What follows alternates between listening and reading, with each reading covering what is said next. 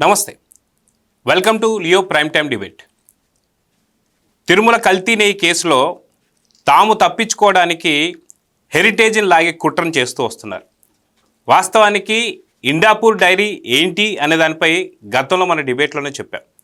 కానీ ఇప్పుడు అది కరెక్ట్గా చూడకుండా బొత్స సత్యనారాయణ గారు చేస్తున్న వ్యాఖ్యలు ఎలా చూడాలి? అది ఈరోజు లియో ప్యానెల్లో ఉన్నారు సీనియర్ జర్నలిస్ట్ సత్యమూర్తి గారు, అదేవిధంగా పొలిటికల్ అనలిస్ట్ అంకంరావు గారు. సార్ నమస్తే. నమస్కారం అండి. సార్ నమస్తే. సార్ సత్యమూర్తి గారు, వాస్తవానికి హెరిటేజ్ని ఇప్పుడు కౌన్సిల్లో బొత్స సత్యనారాయణ గారు ఈ హెరిటేజ్ ఇష్యూని తీసుకొస్తున్నారు. అదేవిధంగా బయటకు వచ్చి కూడా ఆయన ప్రెస్ మీట్లు పెట్టి కూడా చెప్తున్నారు. వాస్తవానికి ఒక 2 రోజుల క్రితం మనం కూడా హెరిటేజ్ పైన మనం చేసాం, ఇందాపూర్ డైరీస్ గురించి కూడా. సో ఇప్పటికీ ఆయన ఒక మాట మాట్లాడుతున్నారు, ఏంటంటే హెరిటేజ్కి అనుబంధ సంస్థ ఇండాపూర్ డైరీస్ అని చెప్పి మాట్లాడుతున్నారు. ఎలా చూడాలంటారు దీన్ని? అంటే మామూలుగా ఎవడో అనుభవం లేని వాడో, లేదు రాజకీయాల్లోకి కొత్తగా వచ్చినవాడు, లేదు జగన్మోహన్ రెడ్డి ఇచ్చే పేటీఎం డబ్బులకి ఆశపడ్డవాడు ఇటువంటి మాటలు మాట్లాడాడు అంటే కొంతవరకు మనం అర్థం చేసుకోవచ్చు. ఏదోలే పాపం ఆడెవడో ఒకడు ఉన్నాడు కదా, ఆ జర్నలిస్ట్ సాయి అని, బిల్ గేట్స్ని వాడు వీడు అని మాట్లాడుతున్నాడు. ఏదో అట్లా వచ్చింది, స్క్రిప్ట్ వచ్చింది, అట్లా మాట్లాడాడు అనుకో, ఏదో డబ్బుల కోసం కక్కుర్తి పడ్డాడని అని అనుకోవచ్చు మనం. ఈ బొత్స సత్యనారాయణకి ఏమొచ్చింది? What is his problem? Botsa Satyanarayana ఒక సీజన్డ్ పాలిటీషియన్ కదా, రాజకీయాల్లో ఉమ్మడి ఆంధ్రప్రదేశ్ నుంచి చాలా కాలం పాటు రాజకీయాల్లోనే ఉన్నాడు కదా. అసలు ఒక సందర్భంలో అయితే ఉమ్మడి ఆంధ్రప్రదేశ్కి ముఖ్యమంత్రి కావడానికి ప్రయత్నం చేసిన వ్యక్తి కదా. మరి కౌన్సిల్లో మాట్లాడేటప్పుడు కానీ, ప్రెస్ తోటి మాట్లాడేటప్పుడు కానీ, మీడియాతోటి కొన్ని జాగ్రత్తలు తీసుకోవాలన్న విషయం ఈ బొత్స సత్యనారాయణకి తెలియదా? ఏం జాగ్రత్తలు తీసుకోవాలి? ఏం జాగ్రత్తలు తీసుకోవాలి అంటే బొత్స సత్యనారాయణకి తెలీదు. అతను కొంచెం వివేచన జ్ఞానం కోల్పోయాడు కాబట్టి నేను కొంచెం హార్ష్గానే చెప్తా. నువ్వు పబ్లిక్ ముందరకి రాబోయే ముందు నువ్వేం చేయాలి అంటే ఇండాపూర్ డైరీ గురించి తెలుసుకోవాలి, హెరిటేజ్ డైరీ గురించి తెలుసుకోవాలి. ఓకే, హెరిటేజ్ డైరీ గురించి మొత్తం మనందరికీ తెలుసు కాబట్టి బొత్స సత్యనారాయణకు కూడా తెలుసు అనుకుందాం. ఇండాపూర్ డైరీ గురించి తెలుసుకొని రావాలి. ఇండాపూర్ డైరీ అనేది భారతదేశంలో 2nd largest dairy in India. Amul తర్వాత ఇండాపూర్ డైరీనే పెద్దది. ఇండాపూర్ డైరీ 40 లక్షల లీటర్ల పాలని ప్రతిరోజు సేకరిస్తుంది. 40 లక్షల లీటర్లు పర్ డే.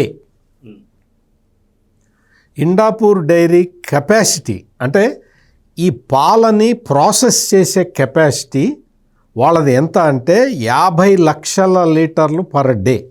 50 లక్షల లీటర్ల మిల్క్ని ప్రాసెస్ చేసి మిల్క్ ప్రోడక్ట్స్ని తీసుకొచ్చే కెపాసిటీ ఉన్న ప్లాంట్ అది. ఇండాపూర్ డైరీ వాళ్ళు ఇప్పుడు పాల సీజన్లో ఎక్కువ పాలు వస్తాయి కానీ అంత కన్జ్యూమ్ కావు. అప్పుడు ఏం చేస్తారు అంటే ఆ పాలని పొడిగా మారుస్తారు. ఆ పొడిగా మార్చే ప్లాంట్ ఇండాపూర్ డైరీది ఏషియాలోనే బిగ్గెస్ట్ ప్లాంట్. ఇక్కడ ఇంకొకటి ఏంటంటే డైరీ ప్రోడక్ట్స్ గురించి ఒక 2 ముక్కలు చెప్తా. అంటే అంకంరావు గారు ఇలాంటి వాళ్ళకి తెలుసు కానీ చాలామందికి అంటే ఇందులో కొంత అనుభవం ఉండదు కాబట్టి, అంటే నాకు కూడా అనుభవం లేదు, జర్నలిస్ట్గా నేను తెలుసుకొని చెప్తూ ఉన్నా. ఇక్కడ ఈ పాల ఉత్పత్తులు ఏంటి అంటే చాలామందికి చాలా చోట్ల డిమాండ్ ఎక్కువ ఉంటుంది. కానీ ఇప్పుడు హెరిటేజ్ ఉన్నది, హెరిటేజ్ ఎక్కడో హైదరాబాద్లోనో లేకపోతే విజయవాడలోనో ఏదో ప్లాంట్ పెట్టుకొని ఉంది. వాళ్ళకి ఫ్రాంచైజు బాంబేలో ఉందనుకోండి. ఇక్కడి నుంచి దూద్ పేడ తయారు చేసి బాంబే పంపించడం సాధ్యం కాదు కదా. లేదు దానికోసం అని చెప్పి బాంబేలో ప్లాంట్ పెట్టడం సాధ్యం కాదు కదా. ఎందుకంటే అంత మార్కెటింగ్ ఉండదు అక్కడ. ప్రోడక్ట్ ఏదో తెలుగు వాళ్ళు తెలిసిన వాళ్ళు ఏదో హెరిటేజ్ కొనుక్కుంటారు, హెరిటేజ్ దూద్ పేడ ఇవ్వండి అంటారు, ఏదో అటువంటి ప్రోడక్ట్. అందుకని ఏం చేస్తారు అంటే అక్కడున్న డైరీలతోటి మాట్లాడుకుంటారు. మాట్లాడుకొని ఈ స్పెసిఫికేషన్స్లో మీరు తయారు చేయాలి, మా బ్రాండ్ మీద తయారు చేయాలి అని వాళ్ళతో మాట్లాడుకొని అక్కడ స్పెసిఫికేషన్స్ అన్నీ చూసుకొని వాళ్ళకి కాంట్రాక్ట్ ఇస్తే వాళ్ళు తయారు చేసి పెడితే ఆ మార్కెట్లో, లోకల్ మార్కెట్లో దాన్ని అమ్ముకుంటారు. ఇది ఒక్క హెరిటేజే చేయటల్లా. ఎవరు చేస్తున్నారంటే అమూల్ వాళ్ళు number 1 dairy in India Amul అని చెప్పా కదా, అమూల్ వాళ్ళు కూడా ఇండాపూర్లో చేయిస్తారు. అమూల్ బేస్ రేట్ గుజరాత్, మొత్తం గుజరాత్ రాష్ట్రంలో ఉంటుంది. కానీ వాళ్ళకి అమూల్ అనేది దేశం మొత్తం ఉంది, దేశం మొత్తం వాళ్ళ బ్రాండ్ ఉంది. అందుకని వాళ్ళు ప్రతి చోట ఫ్యాక్టరీ పెట్టడం వైబుల్ కాదు కాబట్టి లోకల్ వాళ్ళతోటి మ్యానుఫ్యాక్చరర్స్ తోటి టైఅప్ అవుతారు. కోకో కోలా లేకపోతే పెప్సీ కోలా ఇటువంటివి ఉంటాయి కదా, వాళ్ళు ఏం చేస్తారు, బాటిలింగ్ ప్లాంట్లు ఉంటాయి, అక్కడి నుంచి ఎసెన్స్ పంపిస్తారు, అది నీళ్ళల్లో కలిపి బాటిలింగ్ చేస్తారు. అటువంటి బాటిలింగ్ ప్లాంట్లు విజయవాడలో 2-3 ఉన్నాయి, హైదరాబాద్లో ఉన్నాయి, ఎక్కడైనా ఉంటాయి. నువ్వు తయారు చేసింది నువ్వు పెప్సీ అమెరికాది, నువ్వు ఇక్కడ తయారు చేసేవేంటి? హైదరాబాద్లో అయితే మౌలాలీలో ఉంటుంది, పెద్ద బాటిలింగ్ ప్లాంట్ ఉంటుంది. నువ్వు మౌలాలీలో తయారు చేసి నువ్వు పెప్సీ అమెరికాది అంటావా అని ఎవడన్నా అడిగాడు అనుకో, వాడిని ఏమంటారు? అట్లా అనమాట. అందుకని ఈ ప్రోడక్ట్స్ ఇప్పుడు మీకు చాలా చూపిస్తాం మీకు. ఇది మదర్ డైరీది, మదర్ డైరీకి సంబంధించినవి వాళ్ళు కూడా manufactured at Indapur dairy and milk products అన్నట్టు.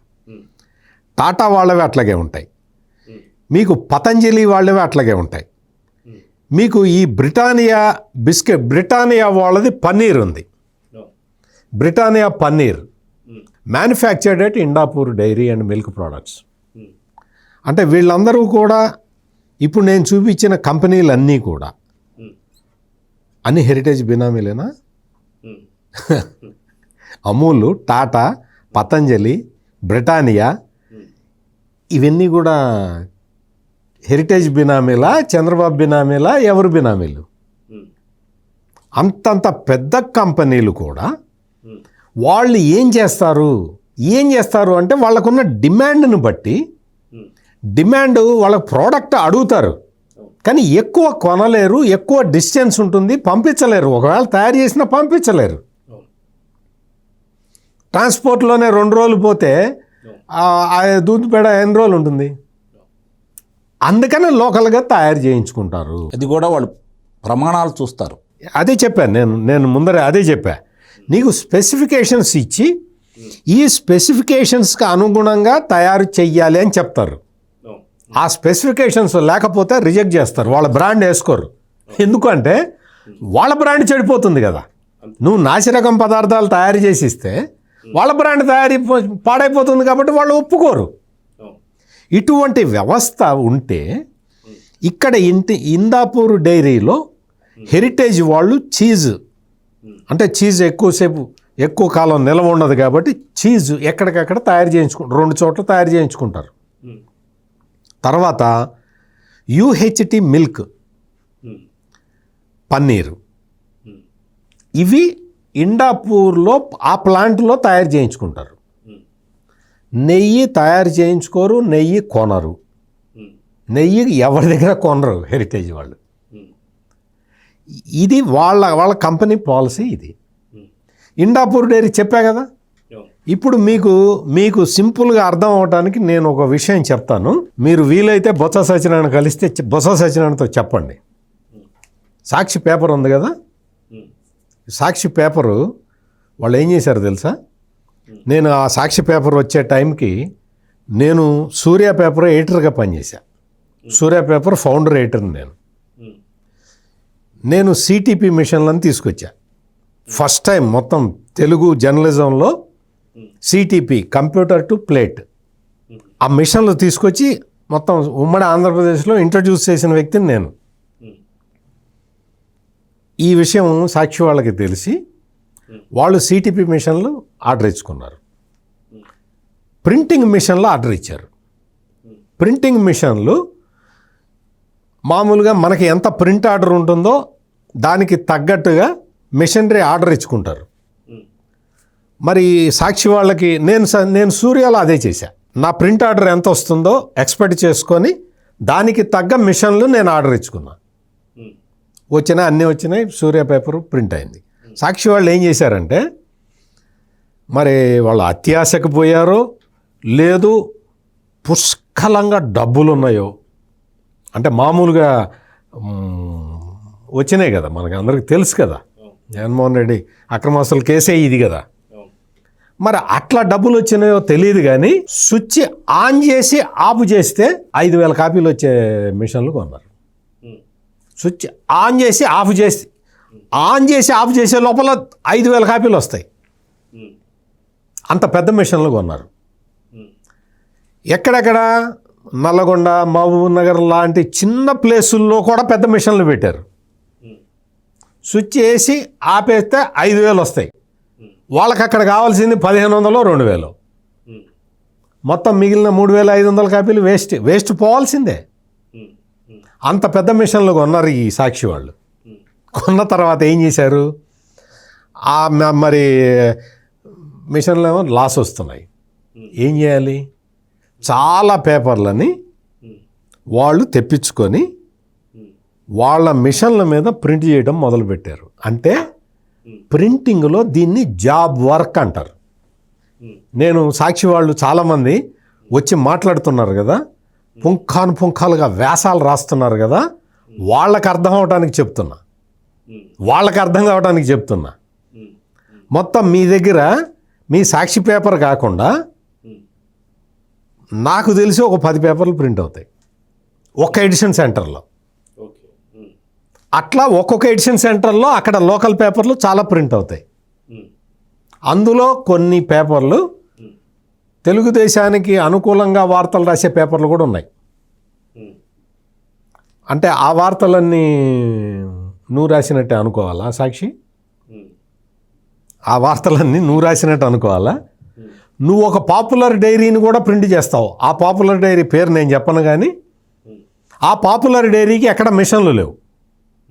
వాళ్ళు మొత్తం సాక్షితోటి టైఅప్ పెట్టుకొని ప్రింట్ చేస్తారు. ఆ పాపులర్ డైలీలో మీకు తెలిసిన ఒక 5-6 పేర్లు చెప్తే ఆ పేర్లలో ఒకటి ఉంటుంది, ఖచ్చితంగా ఉంటుంది.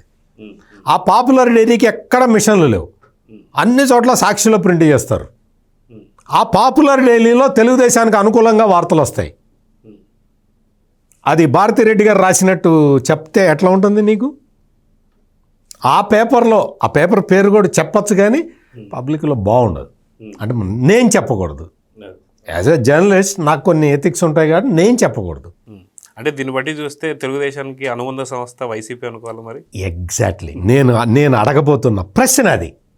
నీ దగ్గర ప్రింట్ చేస్తున్నావు కదా బలానా పేపరు, ఆ పేపర్లో చంద్రబాబుకు అనుకూలంగా వార్త వచ్చింది కదా, అది నువ్వు రాసినట్టేనా అని అడిగాను అనుకో, ఈ బొత్స సత్యనారాయణ ఏం సమాధానం చెప్తాడు? ఏం చెప్పాలి? అంటే మార్కెటింగ్లో రకరకాల స్ట్రాటజీలు ఉంటాయి. నీకు ప్రోడక్ట్ వైబిలిటీ ఉంటుంది, ఒక చోట నుంచి ఒక చోటకి పంపించే టైం ఉంటుంది. అందులో milk products, dairy products perishable goods sir, తొందరగా పాడైపోతాయి కాబట్టి ఎక్కడికక్కడ సెటప్లు చేసుకుంటారు. ఆ సెటప్పుల్లో భాగంగా ఈ చీజు, పన్నీరు, యూటీహెచ్ మిల్క్ అనేవి హెరిటేజ్ ఇండాపూర్ దగ్గర తయారు చేయించుకుంటున్నది. హెరిటేజ్ 3rd ప్లేస్లో ఉంటే ఇండాపూర్ 2nd ప్లేస్లో ఉంటుంది, అమూల్ 1st ప్లేస్లో ఉంటుంది. అంటే వీళ్ళకన్నా పెద్ద కంపెనీ వీళ్ళ బినామీ ఉంటుందా? ఏం మాట్లాడతారు? ఇదే బొత్స సత్యనారాయణ ఒక పెద్ద కుంభకోణం వచ్చింది అప్పట్లో రాజశేఖర రెడ్డి టైంలో. వోక్స్ వ్యాగన్ కుంభకోణం అంటే మీరు ఇట్ట కొడితే మీరు ఏలో కొట్టండి వస్తుంది ఓక్స్ వ్యాగన్. అప్పుడు ఏమన్నాడు తెలుసా? ఇదే బొత్స సత్యనారాయణ, సొమ్ములు పోనాయి ఏటి చేద్దాం అన్నాడు. షూస్టర్ అనే వ్యక్తి వచ్చి ముడుపులు తీసుకొని పోతే రెడ్ హ్యాండెడ్గా దొరికితే ఏమయ్యా రాలేదేమయ్యా ఓక్స్ వ్యాగన్ అంటే, సొమ్ములు పోనాయి ఏటి చేస్తాం అన్నాడు. అన్నాడా లేదా కనుక్కో. ఇదే హెడ్ నేనన్నది, ఇదే మాటలతోటి హెడ్డింగ్ పెట్టి ఆ రోజు అన్ని పత్రికలు రాసినాయి, సొమ్ములు పోనాయి ఏటి చేస్తాం. ఇది ఆ రోజు కుంభకోణంలో ప్రధాన పాత్ర పోషించిన బొత్స సత్యనారాయణ చెప్పిన డైలాగు. సొమ్ములు పోనాయి ఏటి చేస్తాం బొత్స సత్యనారాయణ. హెరిటేజ్ వాళ్ళు అంతకన్నా పెద్ద కంపెనీ ఇండాపూర్నే కొనుక్కున్నారంటే నువ్వు అట్ట చెప్తున్నావంటే మరి నీ పరిస్థితి ఏంటి అనేది నువ్వే ఆలోచించుకోవాలి. చాలా సీనియర్ ఇప్పుడు నేను సీనియర్ జర్నలిస్ట్ని, నేను ఏదైనా తప్పు చెప్పాను అనుకో, కింద కామెంట్లు ఏం పెడతారు? ఏమయ్యా బుర్ర ఉందా నీకు, ఇంత వయసు వచ్చింది, నువ్వు ఏదో పెద్ద 40 సంవత్సరాలు 44 సంవత్సరాలు జర్నలిస్ట్ ఎక్స్పీరియన్స్ ఉందంటావు, తప్పు చెప్పావు నువ్వు అని పెట్టరా కామెంట్లు. అట్లాగే మనం కూడా ఖచ్చితంగా ఈ బొత్స సత్యనారాయణ చెప్పిన తప్పుని మనం క్వశ్చన్ చేయాల్సిన అవసరం ఉన్నది. అయితే అంకమరావు గారు, వైవి సుబ్బారెడ్డి అడ్డంగా దొరికిపోయాడు, చిన్నప్పన్న తన మనిషి అని చెప్పి చాలా క్లారిటీగా వచ్చేసాయి. అది కాకుండా ఇంకా ఇంకా వెలుగు చూస్తూనే ఉన్నాయి. సిబిఐ సిట్స్ సంబంధించి ఒక్కొక్కటి వస్తుంది. సో ఇవన్నీ తప్పించుకోవడానికే హెరిటేజ్ని లాగితే ఇప్పుడు చంద్రబాబు నాయుడు సైలెంట్ అయిపోతారా? ఎందుకులే వాళ్ళతో పెట్టుకోవడం చెప్పి ఆగిపోతారనేటువంటి కుట్రన? సో హెరిటేజ్ని లాగడంలో ఉన్న కుట్ర ఏంటి అంటే ఏం చెప్తారు? కుంభకోణాలు చేయటం అనేది వైసీపీ పార్టీకి కొత్త కాదు, ఆ అధినేతలకి ఆ పార్టీ వాళ్ళు ఉన్న వాళ్ళందరికీ కొత్త అయితే ఏం కాదు. అలాగే ఇప్పుడు జరుగుతున్నటువంటి ఇండాపూర్కు సంబంధించి చూసుకుంటామంటే 2001లో పూనాలో దీన్ని స్థాపించారు. సత్యమూర్తి గారు చెప్పినట్టు అది 2వ ప్లేస్లో ఉంది భారతదేశంలో. ఆ విషయాలన్నీ ఆయన చెప్పాడు కాబట్టి నేను అడ్జోలికి వెళ్ళను. ఈ వైవి సుబ్బారెడ్డి, చిన్నప్పన్న, చెవిరెడ్డి భాస్కర్ రెడ్డి, కరుణాకర్ రెడ్డి, ధర్మారెడ్డి, వీళ్ళ 5 గురించి మనం మాట్లాడుకుందాం ఇప్పుడు. చెవిరెడ్డి భాస్కర్ రెడ్డి మామూలుగా దీనికి సంబంధించినంత వరకు పర్చేజ్ కమిటీకి అతను స్పెషల్ ఇన్వైటీగా వ్యవహరించాడు. కరుణాకర్ రెడ్డి ఈయన తర్వాత చైర్మన్గా వ్యవహరించాడు. ఆ రోజు పర్చేజ్ కమిటీలో స్పెషల్ ఇన్వైటీగా ఉన్నాడు, బోర్డు సభ్యుడు. సుబ్బారెడ్డి అంటే 4 సంవత్సరాలు దాంట్లో ఉన్నాడు. అర్హత లేకపోయినా కూడా ఈఓగా చేసినటువంటి వ్యక్తి ధర్మారెడ్డి. చిన్నప్పన్ అనే వ్యక్తిని తీసుకొని వెళ్ళి ఢిల్లీలో స్పెషల్ లైజనింగ్ ఆఫీసర్గా అతన్ని నియమించేసి ప్రభుత్వం డబ్బులు చెల్లిస్తూ వైవి సుబ్బారెడ్డి యొక్క కుటుంబ వ్యవహారాలతో పాటు వ్యాపార వ్యవహారాలు కూడా చూసినటువంటి వ్యక్తి చిన్నప్పన్న. ఈ ఒక మాట చెప్పాలంటే బినామీ కాబట్టే అక్కడ కానీ ఇక్కడ కానీ ఇతను ఎక్కడ ఉంటే అక్కడే వెలిసేవాడు అతను.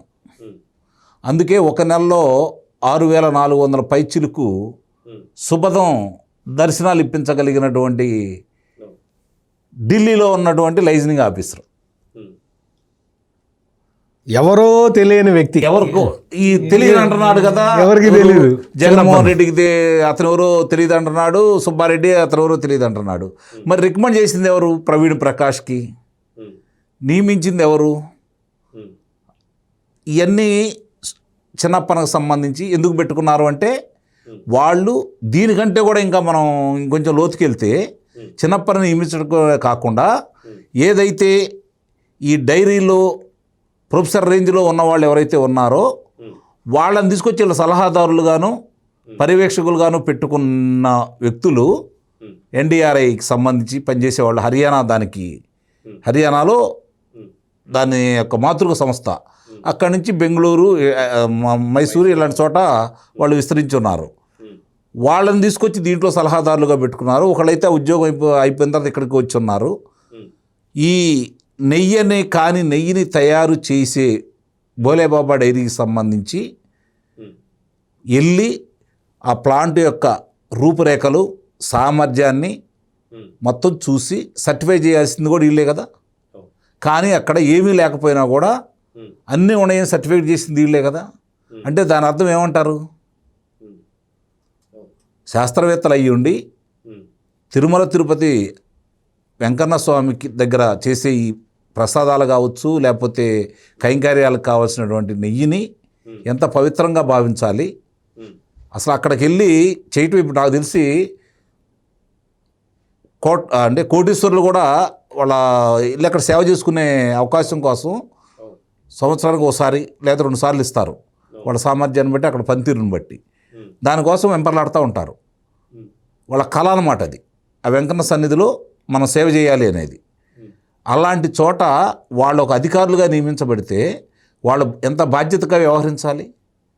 వీళ్ళు తీసుకొని వచ్చిందే కాకుండా అసలు నెయ్యే కాకుండా అది కెమికల్స్ ద్వారా నెయ్యి లాంటి దాన్ని తయారు చేసేసి వాళ్ళు ఈ విధంగా అమ్ముతూ ఉంటే 5 సంవత్సరాలు నిమ్మక నీరెత్తట్టుండి దాన్ని సర్టిఫై చేస్తూ మంచిదని చెప్పి చూపిస్తూ దానికి సంబంధించి నాణ్యత చొప్పాలి అంటే వీటికి సంబంధించిన వేరే డైరీలు దాన్ని తీసుకొని వెళ్ళి ఇది నాణ్యత కలిగి కాబట్టి ఇది తీసుకెళ్ళి చూపించేసి కేజీ 2 కేజీలు తీసుకెళ్ళి అక్కడ ఇచ్చేసి ఈ కల్తీ నెయ్యిని తీసుకొచ్చి ఇక్కడ తిరుమలకి అప్పచేసి తీర్థప్రసాదాల్లో కలిపారు.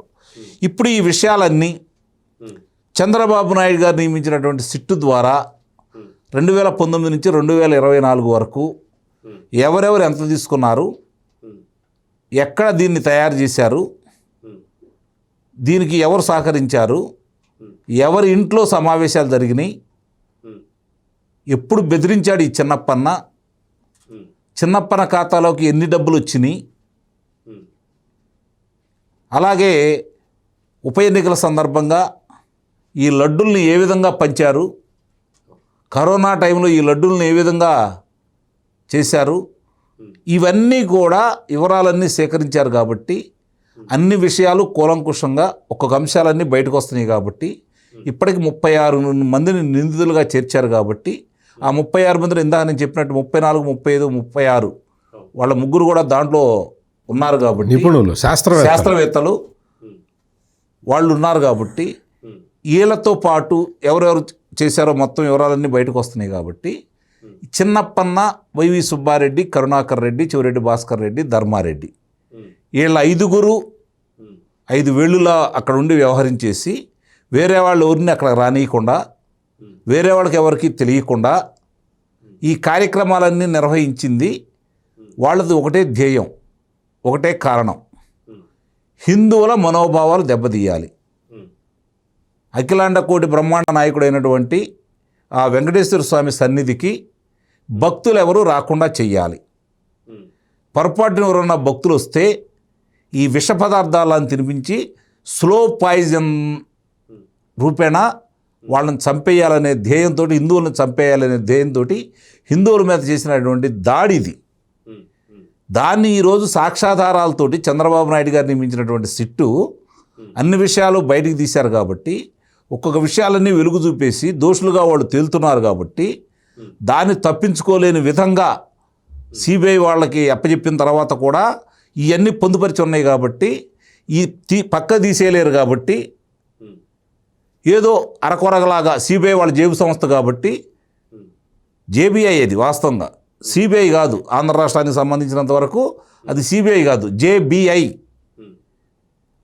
కాబట్టి వాళ్ళ చేయాల్సిన ప్రయత్నాలన్నీ చేసి ముడుపులు చెల్లించేసి వాళ్ళ పేర్లు లేకుండా చేసుకున్నారనేది వాస్తవం, ఎవరు ఒప్పుకున్నా ఒప్పుకోకపోయినా. దాన్ని ఎమ్మన్నే గమనించినటువంటి ముఖ్యమంత్రి గారు దీని మీద మళ్ళీ సుప్రీంకోర్టు ఏదన్నా రేపొద్దున ఇవన్నీ పరిగణలో తీసుకున్నప్పుడు వీళ్ళ వాదన వినిపించడానికి మళ్ళీ ఆయన ప్రయత్నాలు ఆయన చేస్తున్నాడు. ఇందుట్లో లోపభూయిష్టంగా ఉంది కాబట్టి ఇవన్నీ పరిగణలో తీసుకోండి అని చెప్పని ఈ సిట్టు వాళ్ళు ఇచ్చిన దాంతోపాటు మిగిలినవన్నీ కూడా దాంట్లో పొందుపరిచి ఈ జరిగినాయి, దీనివల్ల వీళ్ళు చేసిన కార్యక్రమాలన్నీ ఇలాంటివి అని చెప్పని చెబితే ఈ మధ్య పేరు నాని ఆయన ఒక ఆయన బయటకు వచ్చి ఇంకో ఆయన బయటకు వచ్చేసి అయోధ్యకు పంపించినటువంటి లడ్డుల్లో 2000 కిలోలు బయట నుంచి మంచి నెయ్యి తెప్పించి వాడారంట. ఇక్కడ దొరికిపోయారా లేరా సత్యమూర్తి గారు? చెప్పాడు, క్లియర్ కట్గా చెప్పాడు కదా. క్లియర్ కట్గా చెప్పారు కదా, ఎక్కడ ఏమీ రెండో మాట లేకుండా. సుబ్బారెడ్డి ఏం చెబుతున్నాడు? కల్తీ జరిగింది, అతను ఒప్పుకున్నాడు కదా. సజ్జల రామకృష్ణారెడ్డి కల్తీ అనేది సహజం అంట. అంటే ఇన్ని విధాలా వాళ్ళు దొరికిన తర్వాత, ఇన్ని ఆధారాలు స్పష్టంగా అర్థమైపోయిన తర్వాత, న్యాయమూర్తి దగ్గరికి పొందుపరిచిన తర్వాత, ఇప్పుడు వాళ్ళు తప్పించుకునే మార్గాల కోసం ఎదురుదాడి చేస్తున్నారని అయితే నేను భావిస్తున్నాను. అయితే సత్యమూర్తి గారు, వాస్తవానికి హెరిటేజ్ గురించి ఈ కుట్రలోకి రాగాలని చెప్పి ట్రై చేస్తున్నారు, అక్కడ ఫలించలేదు. ఎందుకంటే ఏదైతే వాళ్ళు ఈ అంశాన్ని మాట్లాడుతున్న వెంటనే మన ఛానల్లోనే మనం చూపించాం. ఏదైతే ఇండాపూర్కి సంబంధించి మీరు ఇందాక అన్నట్టు అమూల్లో లేదంటే మిగతా వాటిల్లో ఎలా వాడుతున్నారు అనేది మీరు ఇందాక చాలా స్పష్టంగా చెప్పారు. పెరిషబుల్ గుడ్స్ కాబట్టి వాటికి సంబంధించి వాళ్ళు తయారు చేయించుకుంటారని. ఇది తీసి పక్కన పెడితే నిన్నటి నుంచి ఇంకొక రకమైన వాదన తీసుకున్నారు. ఏంటి అంటే సాక్షి ఛానల్లో చంద్రబాబు నాయుడు గారు హేతువాది అని చెప్పి ఒకటి, ఆయన బూట్లు వేసుకొని ఆయనకి కవచ కుండలాలు అని చెప్పి మాట్లాడుతూ బూట్లు వేసుకొని పూజలు చేస్తారని చెప్పి ఒకటి. అదేవిధంగా చూసుకుంటే గతంలో మనం చూసాం, పింక్ డైమండ్ని కొట్టేసింది కూడా చంద్రబాబు నాయుడు గారు అని చెప్పి మాట్లాడడం. సో ఇప్పుడు కంప్లీట్గా ఆయన ఒక హేతువాది అని మాట్లాడుతున్నారు. నిజంగా ఎవరు హేతువాదులు అంటే ఏం చెప్తారు? ఇప్పుడు ఆడెవడో హాఫ్ నాలెడ్జ్ గాడు వచ్చి మాట్లాడిన దానికి మీరు నన్ను క్వశ్చన్ అడిగితే నేనేం చెప్పాలి? ఎవడు హేతువాది అంటే? హేతువాది అంటే ఏంటి? హిందూ ధార్మిక సంస్థల మీద పెత్తనం చేసే క్రైస్తవుడి కన్నా హేతువాది బెటరే కదా. హిందూ ధార్మిక సంస్థల్ని నాశనం చేయటానికి ప్రయత్నించిన ఒక క్రైస్తవుడు, ఒక ముస్లిమో కన్నా హేతువాది బెటరే కదా. ఆడు టెంపుల్ జోలికి పోకుండా ఉంటాడు కదా. ఇక్కడ వెంకటేశ్వర స్వామి భక్తుడు చంద్రబాబు నాయుడు. ఆ విషయం ఆయన ఇప్పటికే 1,00,000 సార్లు చెప్పాడు. ఆయన చెప్పక్కర్లేదు, ఆయన చెప్పాల్సిన అవసరం కూడా లేదు. ఆయన చెప్పాల్సిన అవసరం ఉంది, నేను వెంకటేశ్వర భక్తుడిని అని ఆయన చెప్పాలా? ఆయన తీసుకున్న నిర్ణయాలు అవే తెలుస్తూ ఉంటాయి. ఇక్కడ మనం అటువంటి సిల్లీ ఫెలోస్ గురించి మనం మాట్లాడటం మనకు టైం వేస్ట్. పింక్ డైమండ్ గురించి చంద్రబాబు నాయుడు బెడ్రూమ్లో ఎతికితే ఇప్పుడు దొరుకుతుందని చెప్పిన విజయసాయిరెడ్డి ఇప్పుడు ఎక్కడున్నాడో ఇతను అడగమను. ఇప్పుడు ఎవడైతే పింక్ డైమండ్ మాట్లాడుతున్నాడు, డాలర్ శేషాద్రి పోయాడు పాపం. ఆ తర్వాత ఆయన అప్పట్లో ప్రధాన అర్చకుడుగా ఉండే రమణ దీక్షితులు గారిని అడిగితే ఆయన కూడా చెప్తాడు. అందుకని ఒప్పుకున్నాడు సార్ ఇప్పుడు ఆయన. అంటే ఇంత నీచమైన ఎలిగేషన్లు చేయటంలో వైఎస్ఆర్ కాంగ్రెస్ పార్టీ నాయకులకి ఎవడు ట్రైనింగ్ ఇవ్వకల్లా, సహజ సిద్ధంగానే వాళ్ళు అటువంటి వ్యక్తులు. ఇప్పుడు భూమన కరుణాకర్ రెడ్డి వచ్చి ఏం చెప్తున్నాడంటే, ఇండాపూర్ డైరీ కోసం నందినిని తొలగించారు అని చెప్తున్నాడు. పచ్చి అబద్ధం, మామూలు కాదు. అందులో ఒక్క అక్షరం కూడా కరెక్ట్ కాదు. పచ్చి అబద్ధం. ఈ రోజుకి నేను ఒక జర్నలిస్ట్గా నేను అన్ని పరిశీలించి నేను మీకు చెప్తున్నా, ఈ రోజుకి 62% నెయ్యి నందినినే ఇస్తున్నది. నందిని, కర్ణాటక మిల్క్ ఫెడరేషన్ వాళ్ళ నెయ్యి పేరు నందిని బ్రాండే 62% ఈ రోజుకి ఇస్తున్నది. తెలుసా ఈ బొత్స సత్యనారాయణకి ఈ విషయం తెలుసా? ఇండాపూర్ డైరీ ఎంత ఇస్తున్నది చెప్పేదా? ఈ కొత్త బోర్డు వచ్చిన తర్వాత, బిఆర్ నాయుడు ఆధ్వర్యంలో కొత్త బోర్డు ఏర్పడ్డ తర్వాత మొత్తం 65 లక్షల కిలోల నెయ్యిని తీసుకోవటానికి 7 సార్లు టెండర్లు పిలిచారు. 7 సార్లు టెండర్లు పిలిస్తే ఈ 7 సార్లు టెండర్లలో పార్టిసిపేట్ చేసింది ఎవరు అంటే బోలేబాబా డైరీ, ఏఆర్ డైరీ, ఇంకా వైష్ణవి డైరీ. అవి లేవు. ఎందుకు లేవు? అదే కడుపు మంట వీళ్ళకి. ఈ బొత్స సత్యనారాయణకి అదే కడుపులో మంట. ఇందులో ఉన్నవి ఏంటో తెలుసా? కర్ణాటక మిల్క్ ఫెడరేషన్ వాళ్ళ Nandini, Indapur dairy, Mother Dairy పేరు విన్నారా? బొత్స సత్యనారాయణ పేరు విన్నావా? మదర్ డైరీ పేరు సంగం డైరీ తెలుసు కదా. జగన్మోహన్ రెడ్డి క్లోజ్ చేయించడానికి శతవిధాల ప్రయత్నం చేసిన డైరీ ఈ రోజున టీటీడీకి ఆవు నెయ్యి సప్లై చేస్తున్నది.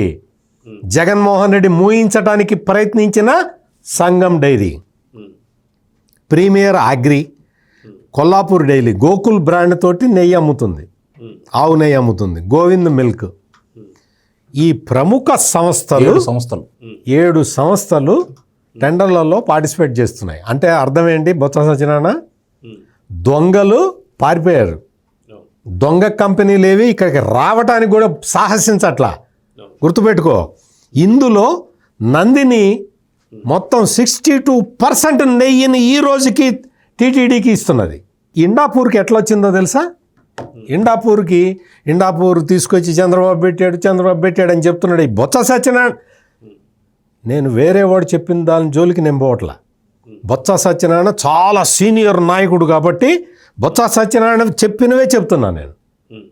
ఇండాపూర్కి ఎట్లా వచ్చింది తెలుసా? ఇండాపూరు దాదాపుగా ఒక 2 టెండర్లో పార్టిసిపేట్ చేసింది. 2 టెండర్లో అది కూడా ఏంటి? నేషనల్ కేటగిరీ, నేషనల్ డైరీలకి సపరేట్ టెండర్ ఫ్లోట్ చేస్తారు. ఆ టెండర్లో నేషనల్ డైరీ టెండర్లలోనే ఇండాపూర్ పార్టిసిపేట్ చేసింది.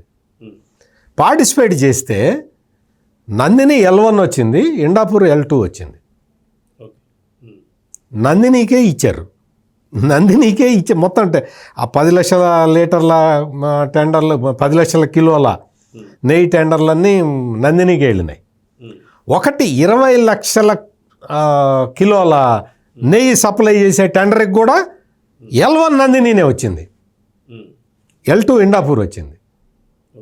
20 లక్షల కిలోలు మొత్తం వచ్చేసరికి టెండర్ అంతా అయిపోయిన తర్వాత మా వల్ల కాదు, మేము 10 లక్షల కిలోలు మాత్రమే ఇవ్వగలుగుతాము అని నందిని పక్కకి తప్పుకుంది. అప్పుడు ఏం చేశారు? అప్పుడు మరి L2ని పిలిచి, ఇండాపూర్ని పిలిచి L1 రేటుకు నువ్వు ఇవ్వగలుగుతావా అని అడిగారు. లేకపోతే ఆ టెండర్ని కట్ చేసి మళ్ళీ టెండర్ పిలిచేవాళ్ళు. ఇండాపూర్ డైరీ వాళ్ళు మేము L1 రేటుకి మేము ఇస్తామని ఒప్పుకుంటే ఆ మిగిలిన 10 లక్షల కిలోలు మేము ఇస్తామండి, ఆ రేటుకే ఇస్తామని ఇండాపూర్ వచ్చింది. ఆ ఒక్క టెండర్లో తప్ప ఇండాపూర్కి టెండర్లే రాలే. అది నందిని తప్పుకుంటే వచ్చింది. అది నందిని వాళ్ళు మేము చేయలేమండి. అప్పటికే చాలా టెండర్లో పార్టిసిపేట్ చేశారు. 62% నెయ్యి ఈ రోజుకి తిరుమల తిరుపతి దేవస్థానానికి ఇస్తున్నది KMF, Karnataka milk federation. Nandini Bhumana Karunakar Reddy వచ్చి నందిని తీసి పక్కన పెట్టి హెరిటేజ్కి ఇచ్చారు, హెరిటేజ్ అనుబంధ సంస్థ అయిన ఇండాపూర్కి ఇచ్చాడని చెప్పాడు. పచ్చి అబద్ధం. ఇట్లా పచ్చి అబద్ధాలు ఏవో తెలుసుకోకుండా భూమన కరుణాకర్ రెడ్డి అంటే ఆ స్టేచర్ లేని మనిషి కాబట్టి ఏదో ఒకటి చెప్తాడు. మరి బొత్స సత్యనారాయణకి స్టేచర్ ఉంది కదా, మరి ఈయన వెరిఫై చేసుకోవాలి కదా. నేను ఈ టాపిక్ మాట్లాడను, ఇది పచ్చి అబద్ధం అని పక్కకు తప్పుకోవాలి కదా. మళ్ళీ వచ్చి అదే మాట్లాడతాడేంటి? బొత్స సత్యనారాయణ నీకు కావాలంటే తిరుపతిలో ఒకసారి చెక్ చేసుకో. టీటీడీ బోర్డు నువ్వు వెళ్ళు, నువ్వు ఒక కౌన్సిల్లో నువ్వు ప్రతిపక్ష నాయకుడు కదా, నువ్వు వెళ్ళు టీటీడీ చైర్మన్ అడుగు, లేకపోతే ఎండోమెంట్స్ మినిస్టర్ని అడుగు. అక్కడికి వెళ్ళి లెక్కలు తెచ్చుకొని నేను చెప్పినవి తప్పు అయితే అప్పుడు అడుగు. ఏది తెలియదు, ఏది తెలియకుండా అదేదో తీసుకొచ్చాడు, ఈ లెటర్ హెడ్ తీసుకొచ్చాడు, హెరిటేజ్ లెటర్ హెడ్ తీసుకొచ్చి ప్రోడక్ట్స్ మ్యానుఫ్యాక్చర్డ్ ఇండాపూర్ అని ఉంది, అది తీసుకొచ్చి చూపిస్తున్నాడు. సాక్షి ప్రింటింగ్ మిషన్ ఎగ్జాంపుల్ చెప్పా కదా, ఒకసారి వెళ్ళి అడిగిరా పో. ఫ్రాంచైజ్ ఇస్తారు, తీసుకుంటారు, అక్కడ ప్రోడక్ట్లు మార్కెటింగ్ చేసుకుంటారు. అది ఏ బిజినెస్లో అయినా జరిగేది అదే. తెలుసుకొని మాట్లాడు బొత్స సత్యనారాయణ, నీ స్టేచర్కి మంచిది కాదు. ఫైనల్గా అంకమరావు గారు, వాస్తవానికి కుట్రని వీళ్ళు రోజుకు ఒక రకంగా తీసుకొస్తున్నారు కానీ ప్రజలు ఎవరు కూడా నమ్మడం పెద్ద పట్టించుకోవట్లేదు. అయినా సరే వీళ్ళు ఇంకా పూర్తిగా దీన్ని ఏదో రకం చేయాలని చెప్పి ప్రయత్నాలు ఎలా చూడాలంటారు? ఏం లేదు, దింపుడు కల్లా ఆశ.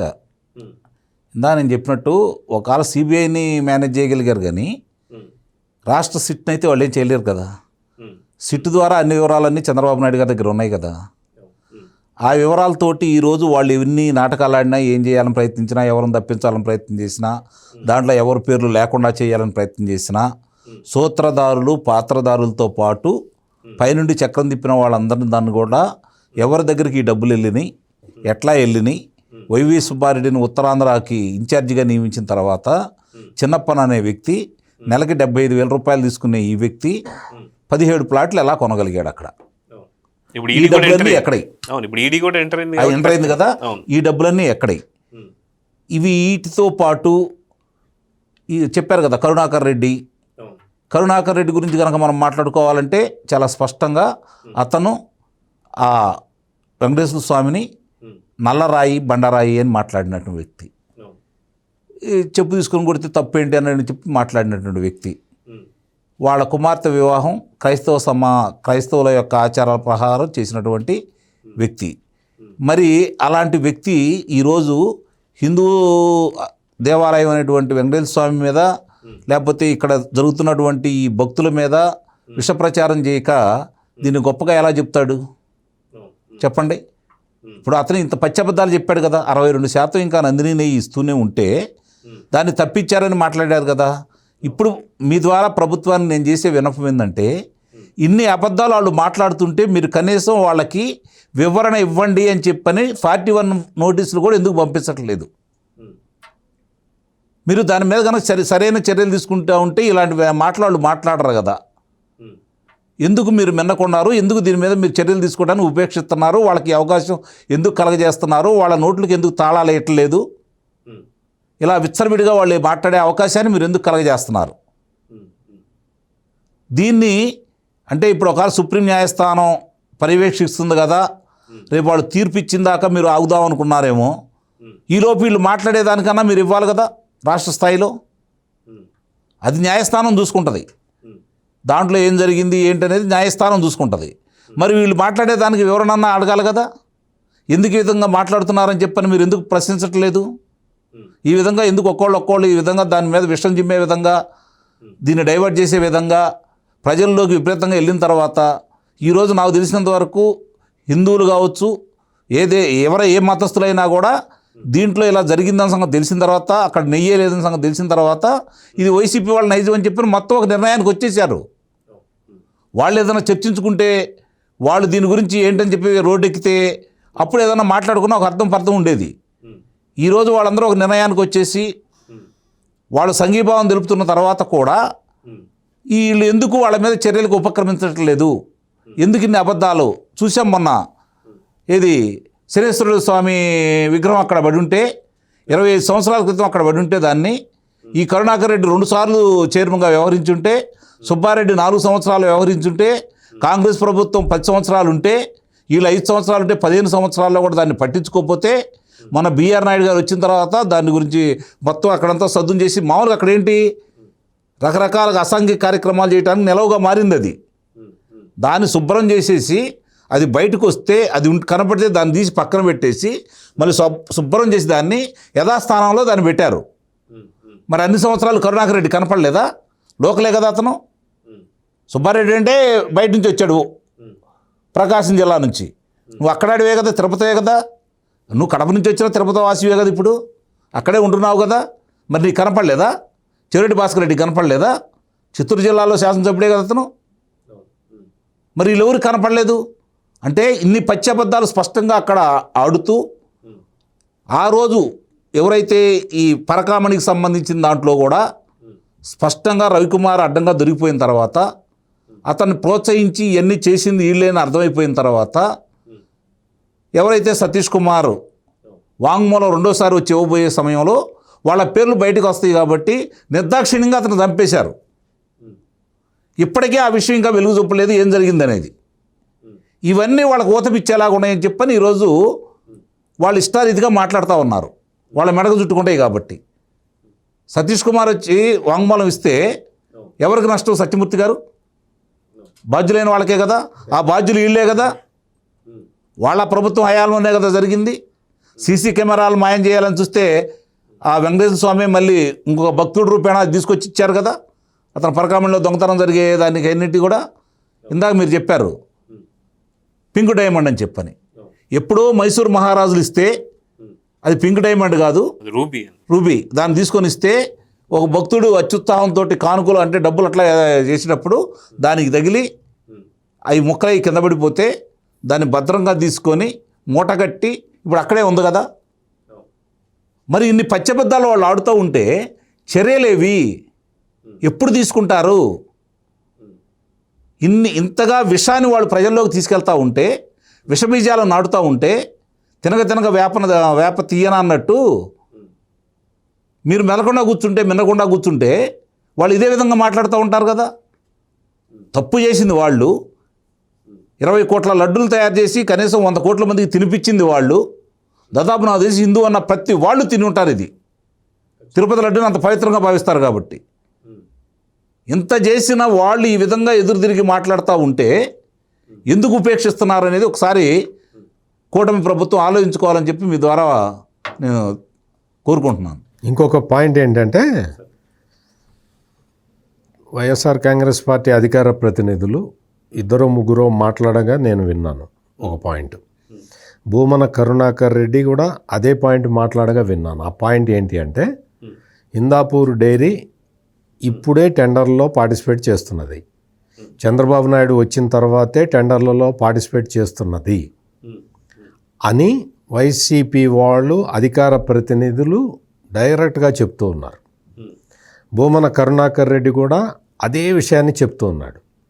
ఈ రోజున బొత్స సత్యనారాయణ, అతనికి తెలుసో తెలీదో, హాఫ్ నాలెడ్జో నాకు తెలియదు, కానీ బొత్స సత్యనారాయణ కూడా అదే పాయింట్ చెప్తున్నాడు. బొత్స సత్యనారాయణ, నీకు ఒక పాయింట్ చెప్తున్నా విను.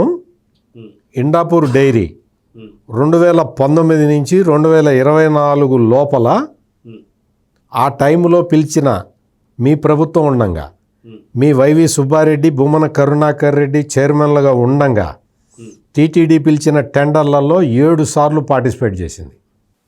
ఫస్ట్ టైం ఎలా అంటారు సార్? అబద్ధం, అసత్యాలు, పచ్చి అబద్ధాలు ప్రచారం చేసుకుంటూ తిరిగే ఆ బ్యాచ్లో కలిసి కొంచెం రాజకీయంగా సీనియర్ అయిన బొత్స సత్యనారాయణ కూడా ఇట్ట మాట్లాడుతుంటే ఇంకేం చెప్పాలి. 7 సార్లు హిందాపూర్ డైరీ పార్టిసిపేట్ చేసింది. ఇదిగా సార్, మీరు సీనియర్ అంటారు. స్వతంత్ర సమరంలో పాల్గొన్నటువంటి వారసుడు ఆయన మీరు ఏ స్థాయి నుంచి వచ్చాడు? అట్లా కాదు, మీరు ఇందా నుంచి నాకు చాలా కోపం వస్తుంది. అట్లా ఎలా అంటాడు? ఏ విధంగా మాట్లాడతాడు? అతను సీనియర్ అయితే ఉంటాయి, ఆ విధంగానే వచ్చాడు. కాంగ్రెస్ ఎట్లాంటి వాళ్ళు వస్తారు? వైఎస్ఆర్సీపీ పార్టీలో ఎలాంటి వాళ్ళు ఉంటారు? పాపం అర కాంట్రాక్టరు అప్పట్లో సారా ఏదో అవన్నీ కలుపుకొని సారా ఇవన్నీ చేసేవాళ్ళు. సాఫ్ట్ కార్నర్ ఏదో సారా అమ్ముకొని పైకి వచ్చిన వ్యక్తిని పట్టుకొని మీరు సీనియర్, ఇప్పుడు సీనియర్ కదా ప్రస్తుతానికి. అంటే వైసీపీలో కానిస్టేబుల్ లో కూడా సీనియరే. ఎస్పీ అప్పుడే వస్తాడు అంటే దాన్ని ఏ విధంగా పరిగణిస్తాం మనం? సరే, ఇప్పుడు మీరు ఎన్ని చెప్పినా పాపం ఆయన కింద నుంచి కష్టపడి సారా కాంట్రాక్టులు చేసి పైకి వచ్చిన వ్యక్తి. అంటే ఈ కల్తీ సారానా మామూలు సారానా? కల్తీ కూడా చేశాడు, కానీ అది మామూలు. అది ఆ రోజుల్లో వ్యాపారం. మన 30 ఎకరాల పరిస్థితి ఏంటి? ఇంకా అన్ని ఇప్పుడు ఎంత సీనియర్ అయితే అన్ని ఇవి బొక్కలు చెప్పండి. అందుకని బొత్స సత్యనారాయణకి చెప్పే ఇదేంటంటే, మీ అధికార ప్రతినిధులు మీ భూమన కరుణాకర్ రెడ్డి చెప్పే అబద్ధాలను తీసుకొచ్చి అదే స్క్రిప్ట్ తీసుకొచ్చి నువ్వు కూడా చెప్పొద్దు బొత్స సత్యనారాయణ, నీ పరువు పోతుంది. నీకు ఏదన్నా ఉంటే పరువు పోతుంది. ఎందుకు అంటే హిందాపూర్ డైరీ అప్పుడు 7 సార్లు టెండర్లు వేసింది. కావాలంటే చెక్ చేసుకో, చెక్ చేసుకో. హిందాపూర్ డైరీ ఇప్పుడు కూడా L1 రాలా, L2 వచ్చింది. అంటే వాళ్ళ నెయ్యి రేటు కొంచెం ఎక్కువ ఉంది కాబట్టి వాళ్ళు L1 రాలేకపోతున్నారు. L2కి వచ్చింది. L2కి వస్తే వాళ్ళు అంటే ఈ KMF వాళ్ళు వదిలేయటం వల్ల, నందిని వాళ్ళు మేము చేయలేము అంటం వల్ల హిందాపూర్కి వచ్చింది. ఇవి బేసిక్ ఫ్యాక్ట్స్. బొత్స సత్యనారాయణ కొంచెం తెలుసుకొని మాట్లాడు.